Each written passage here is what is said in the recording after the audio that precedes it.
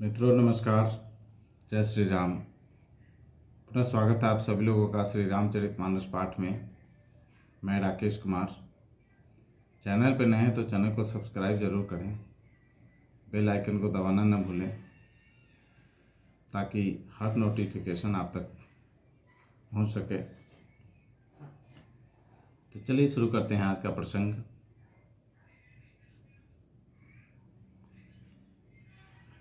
दशरथ जी और कैकेयी संवाद।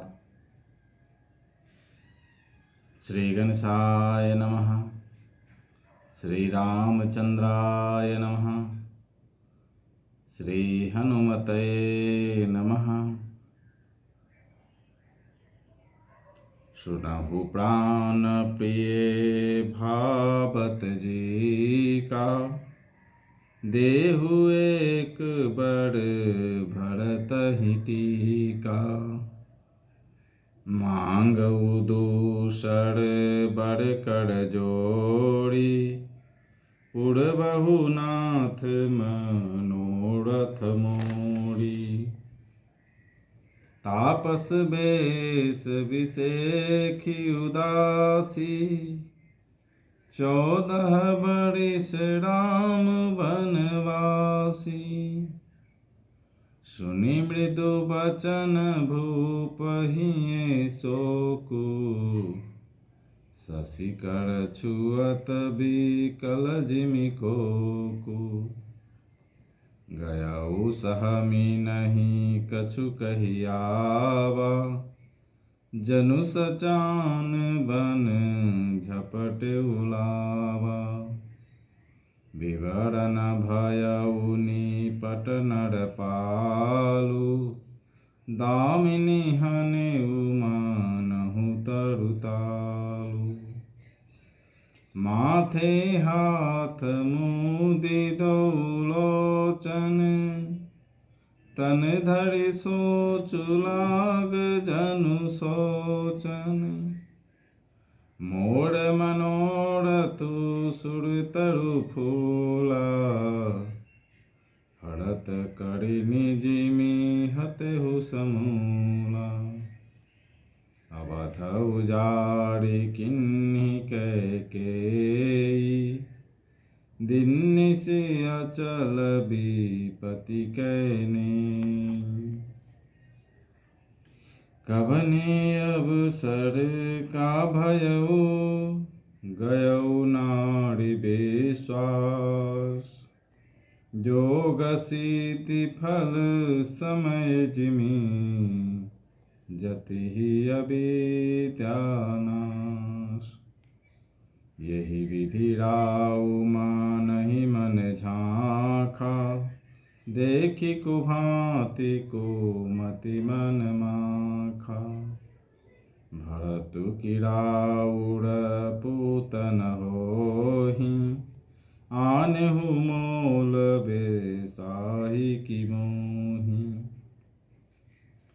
जो सुनि सरू अस लाग तुम्हारे, काहे न बोलहु बचन संभारे।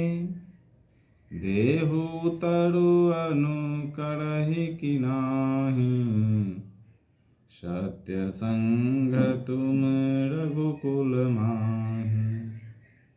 देन कहेहु अब जनि बर देहु, तजहु सत्य जग अपजस लेहु। सत्य सराहि कहेहु बड़ु देना, जानहु लेहि मागि चबेना। शिवि दधीचि बलि जो कछु भाखा, तनु धनु तजेउ बचन पनु राखा। अति कटु बचन कहति कैकेयी, मानहु लोन जरे पर देई। धर्म धुरंधर धीर धरे, नयन उघाड़े राय। शिरु धुनि लिन्हि उषा से यसी, ऋषि मोहि कुठान। आगे दीखी जड़त ऋष भारी, मनहु रोष तर बाड़ी उहाड़ी। मुठी को बोधि धार निठुराई, धड़ी को बड़ी शान बनाई। लखी महीप कराल कठोरा, सत्य की जीवन लेहि मोरा। बोले राव कठिन करि छाती, बानी सविनयता सुसुहाती। प्रिया बचन यस कहसी को भांति, भीड़ प्रतीति प्रीति करि हाथी। मोड़े भरतु राम दुई आँखि, सत्य कहूँ करी शंकर साखी। तपस्वियों के वेश में विशेष उदासीन भाव से राज्य और कुटुंब आदि की ओर से भली भांति उदासीन होकर विरक्त मुनियों की भांति राम 14 वर्ष तक वन में निवास करें। कैकेयी के कोमल वचन सुनकर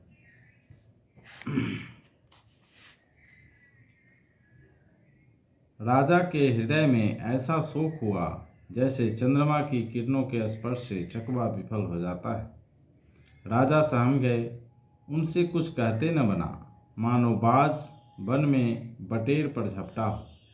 राजा का रंग बिल्कुल उड़ गया, मानो ताड़ के पेड़ को बिजली ने मारा हो।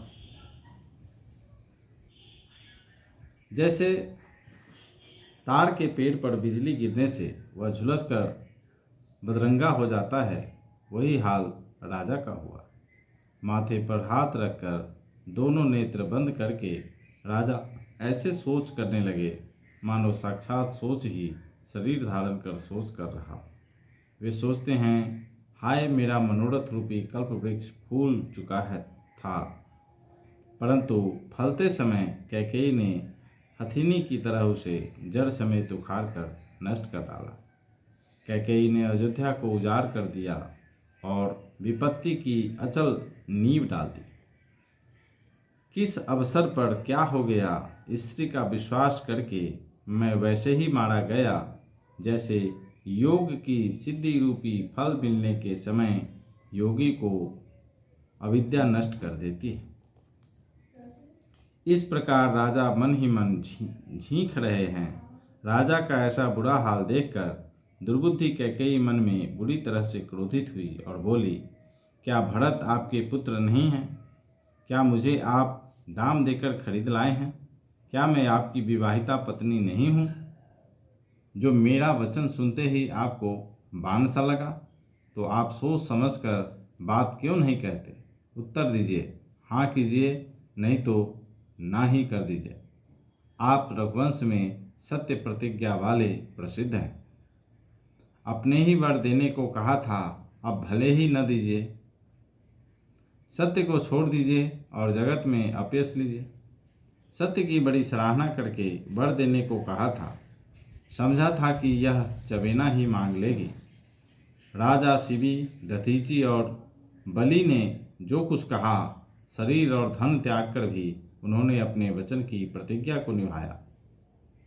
कैकेयी बहुत ही कड़वे वचन कह रही है, मानो जले पर नमक छिड़क रही हो। धर्म की धूड़ी को धारण करने वाले राजा दशरथ ने धीरज धरकर नेत्र खोले और सिर धुनकर तथा लंबी सांस लेकर इस प्रकार कहा कि इसने मुझे बड़े कुठौड़ मारा, कठिन परिस्थिति उत्पन्न कर दी, जिससे बच निकलना कठिन हो गया। प्रचंड क्रोध से जलती हुई कैकेयी सामने इस प्रकार दिखाई पड़ी, मानो क्रोध रूपी तलवार नंगी खड़ी हो। कुबुद्धि उस तलवार की मूठ है, निष्ठुरता धार है और वह कुबड़ी रूपी शान पर धरकर तेज की हुई है। राजा ने देखा